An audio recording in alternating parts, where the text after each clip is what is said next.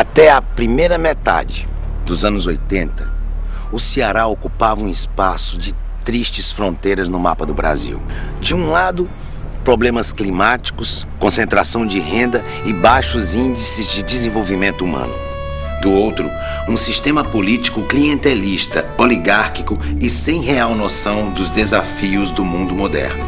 Encravado no mapa do atraso, o Ceará só aparecia em rede nacional se o assunto fosse a beleza das praias, a miséria do povo e o anacronismo da economia. Quase metade das famílias cearenses viviam na extrema pobreza, com renda per capita inferior à quarta parte do salário mínimo. O índice de mortalidade infantil era um dos mais altos do país. Escolas e hospitais não atendiam quem mais precisava. O funcionalismo vivia em crise e desmotivados, salários com 3 meses de atraso. O Estado encontrava-se mergulhado no marasmo secular e o cenário político não tinha respostas para o futuro. Porém, é dos momentos mais adversos que nascem as grandes chances de mudança. E foi justamente na metade dos anos 80 que o Ceará começou a mudar. A transformação teve início com a força, a legitimidade e as novas ideias de um grupo de empresários que se reunia no SIC, Centro Industrial do Ceará, propondo ética na política, avanços na economia e desenvolvimento para o Nordeste. O SIC foi o porta-voz da indignação contra o atraso, gerando coesão em torno de um novo projeto. Dentre as lideranças criativas e inovadoras do Centro Industrial do Ceará, destacava-se Tasso Gereissati.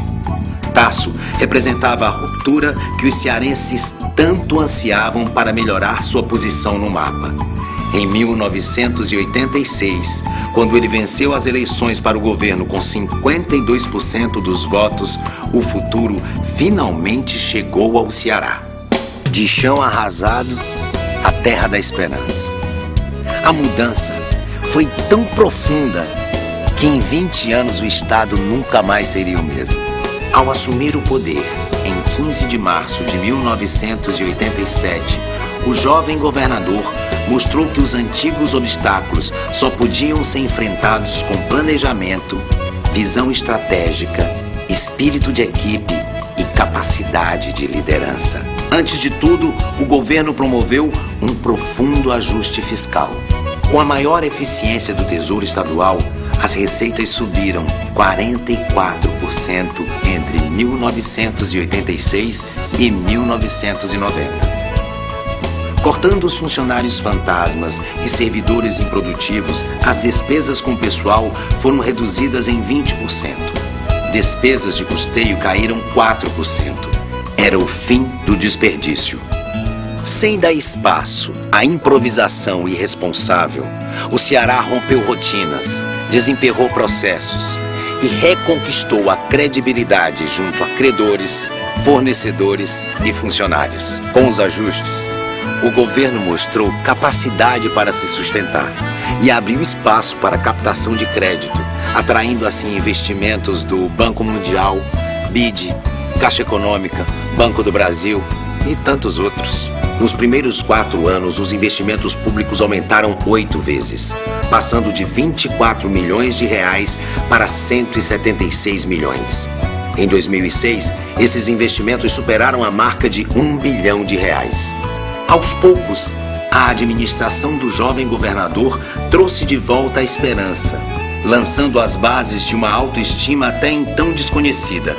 O orgulho de crescer no lugar, de pertencer a um povo, de ser cearense. Ao lado da reforma fiscal, o governo fez uma profunda reforma administrativa. Pela primeira vez no Ceará, conceitos ligados à iniciativa privada foram incorporados pela administração pública. A renovação de quadros e a profissionalização da máquina pública acabaram com o antigo modelo assistencialista e fisiológico de gestão. O Estado se tornaria um exemplo para o projeto político que serviu de berço ao PSDB e também inspirou as plataformas do futuro governo Fernando Henrique Cardoso. Com a estrutura mais enxuta, foi possível mudar a fisionomia econômica cearense. concentrando investimentos em infraestrutura, industrialização, crescimento do interior e atração de novos negócios. Era o início do que os economistas chamam de círculo virtuoso de desenvolvimento. Mais poupança interna e mais crédito externo significaram uma era de grandes obras. Obras que em 2 décadas criaram um novo Ceará.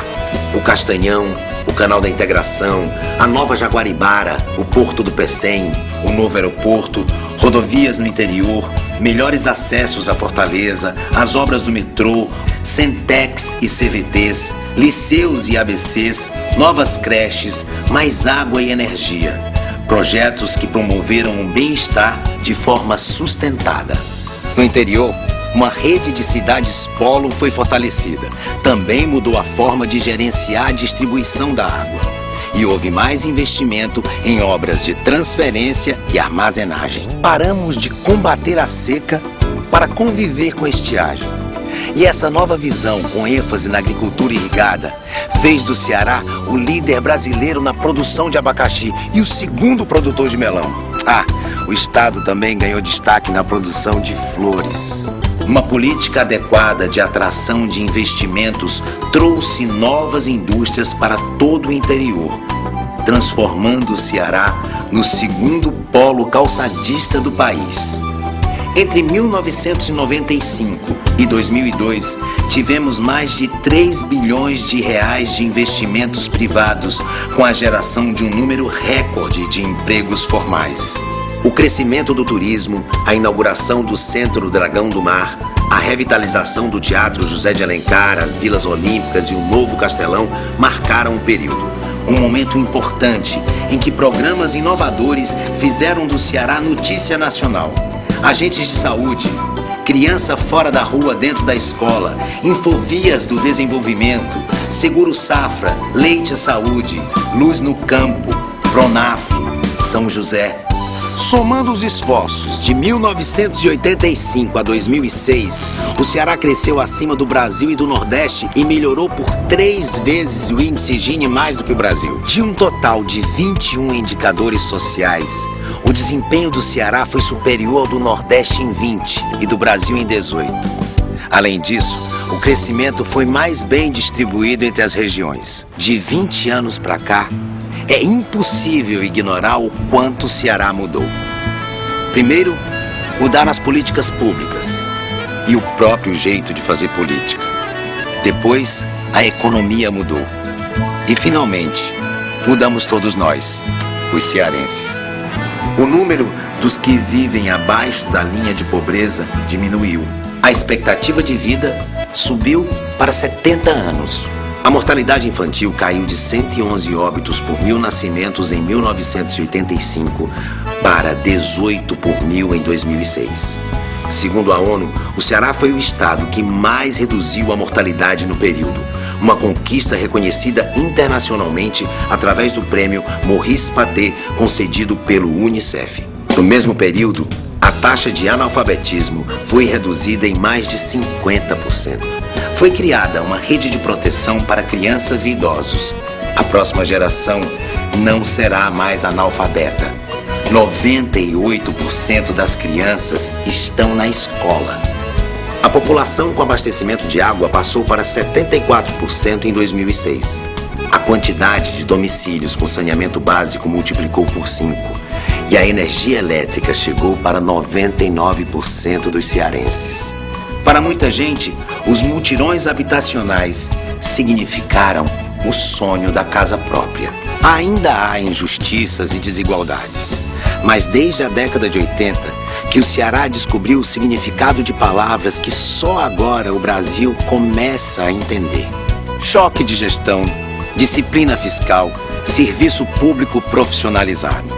E o melhor disso tudo é que o cearense descobriu também o seu valor e a sua autoestima.